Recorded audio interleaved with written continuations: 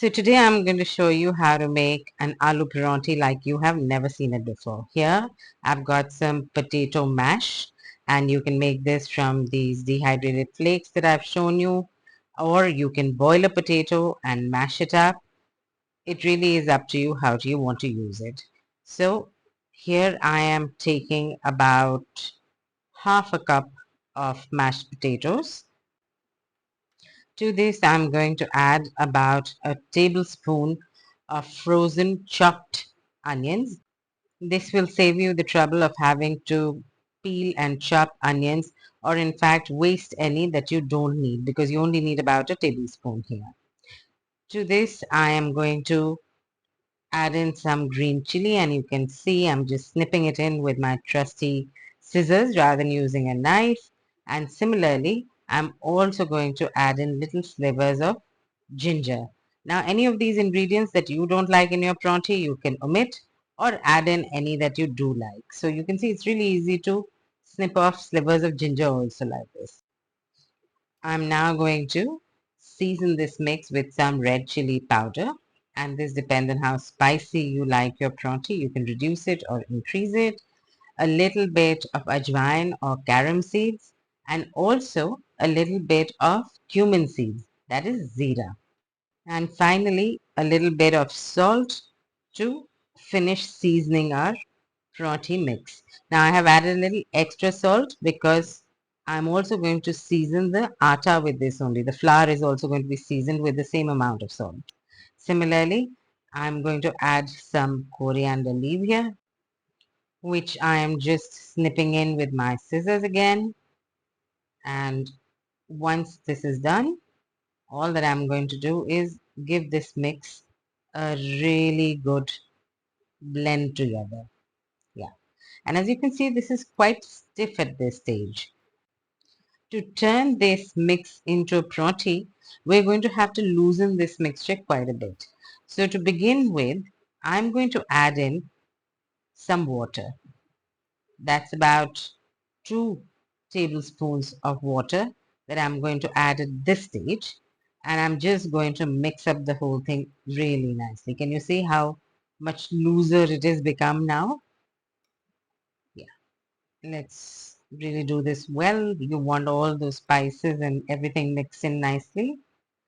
And to this loose filling, what we're going to do is we're going to add in our flour or atta. I'm adding in 2 tablespoons of whole wheat flour over here, and that is all really that is required for making one pronti. So this entire mix is going to make one large pronti or 2 small prontis. If you want to make more, of course, you can double the recipe or triple the recipe. But I'm showing you for just one so that you have the flexibility of making as many prontis as you want in one go. Also, I'm going to mix this really well. It needs a little bit more water for the consistency I'm looking for. So I've added in another half a tablespoon. And now I'm just going to mix this entire thing into a really nice thick batter. I think it needs just a little bit more water. So maybe another half a tablespoon. You have to understand that you will have to see the consistency when it's finally ready, because from batch to batch, from brand to brand, attas are a little different and they can absorb different amounts of water. I'm going to mix this in really well, and this is the consistency that I'm looking for. All that this needs is now just 1 teaspoon of oil.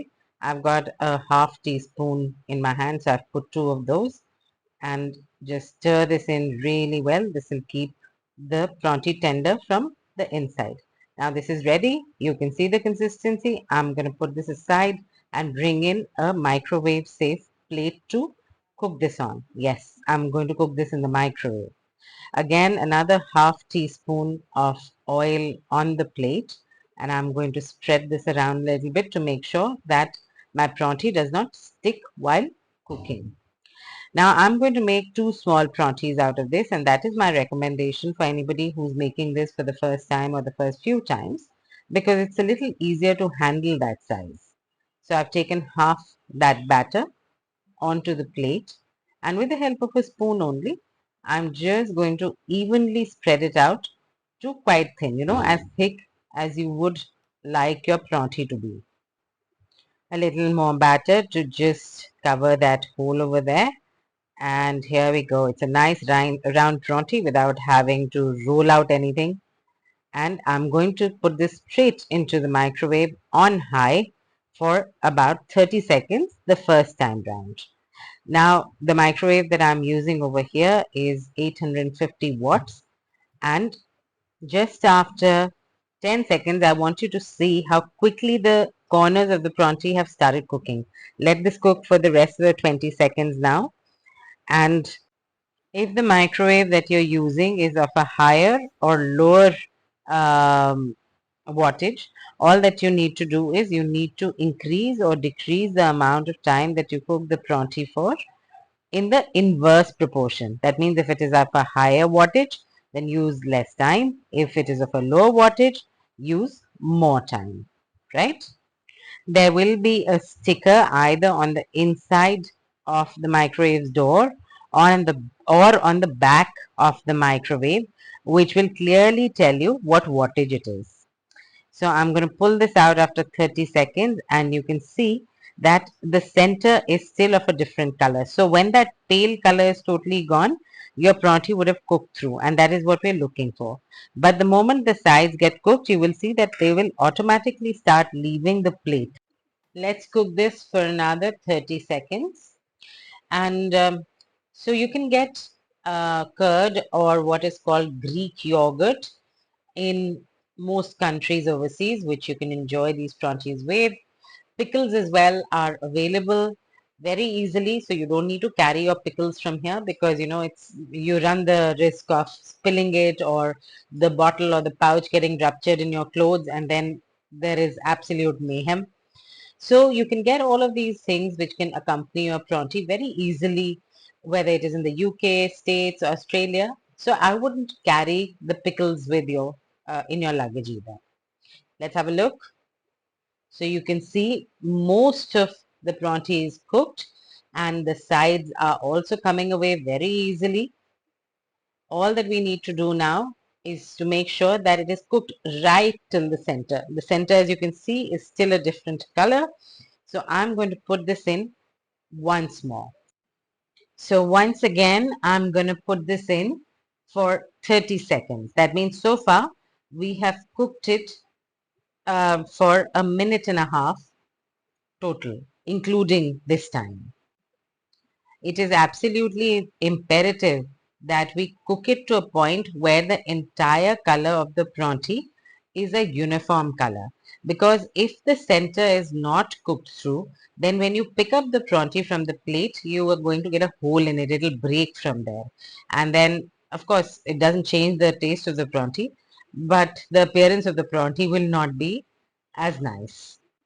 On the flip side, also don't be tempted to cook your pronti for extra time because it will make it dry. That is the beauty of microwave cooking. You have to do it to the exact time that has been calculated, not less, not more.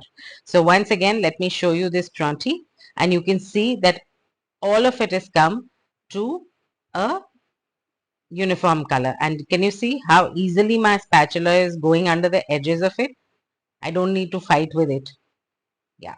And as it cools, it'll become better still. But when I put the spatula in, I felt the center was still a little soft. So I'm going to put it back in, and this time I'm going to put it in only for 15 seconds. And that will make sure that when I pick up the pronti, it will not break. In this course, I have taught you how to make two more kinds of prontis and even a chila with this method so that you're able to adapt to any ingredients that you like making prontis with and make any kind of pronti using this particular method that I'm teaching you. So 15 seconds are nearly up, and let's take this out and have a look. It's really hot now. So I'm going to pull this out. And as you can see, this is perfectly done. Let me show you with the help of my spatula how easily this is now going to come off the plate. And that is really the indication that it is fully cooked. It'll still be soft on top, but it will be totally cooked. So can you see that I'm able to insert my spatula? You have to do this gently because while this is hot, it still can break. But as it cools down, it firms up a little bit more and it becomes easier for you to pick it up.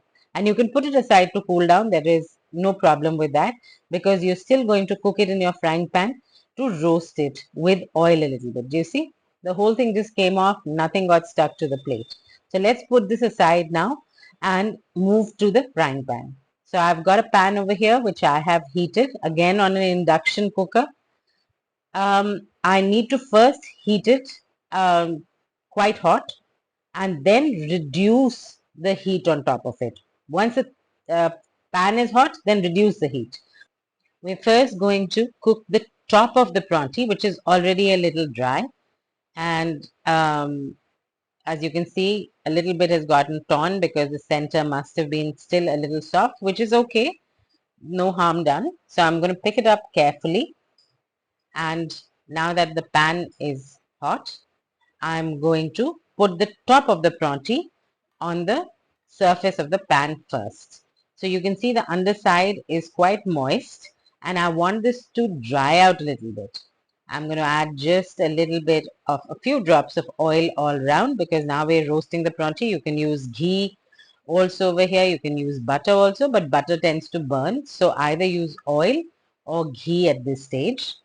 And now we're going to allow this to get browned on the underside first. So as you can tell that we had put a very small amount of flour into this batter, which means that when your pronti cooks through, you will find that, it's like a really good quality pronti which will come through with lots of stuffing and a very thin skin, like a very thin skin of flour on top. I've also put a little oil on the soft surface and let's flip this over.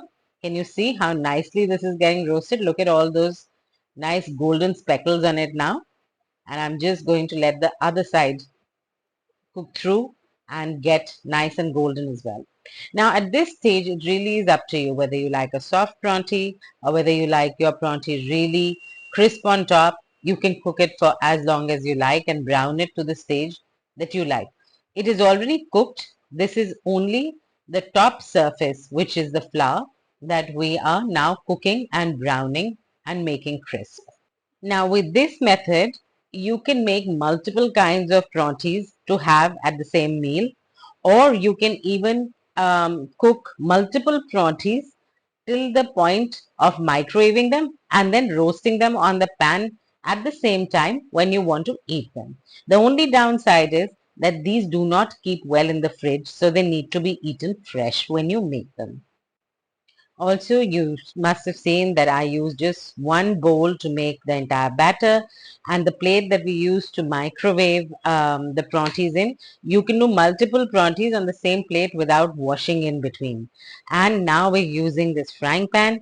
So compared to what you would normally use for not just the amount of effort, but also the amount of utensils you would use to make a pronti, this saves you a lot of labor.